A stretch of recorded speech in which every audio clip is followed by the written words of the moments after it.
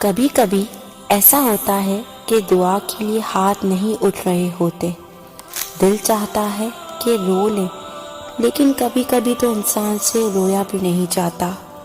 اس حالت میں دل کرتا ہے کہ بس کسی طرح ہی صحیح اس دل کو آرام آ جائے۔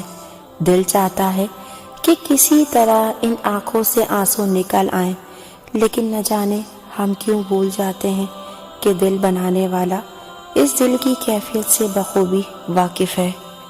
چاہے ہم کہیں یا نہ کہیں، مانگیں یا نہ مانگیں، اس کے سامنے روئیں یا نہ روئیں، وہ ہماری ہر حالت سے واقف ہے۔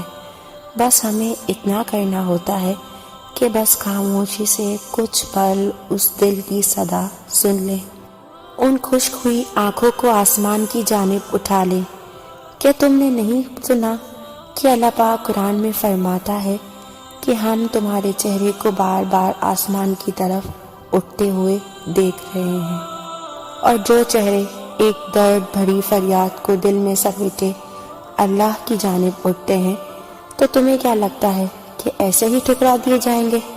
نہیں، اللہ تعالیٰ اپنے بندے کو اس کی طاقت سے زیادہ تکلیف نہیں دیتا، اور جو آنکھیں اس کی جانب درد سے اٹھتی ہیں وہ راحت ضرور پاتی ہیں۔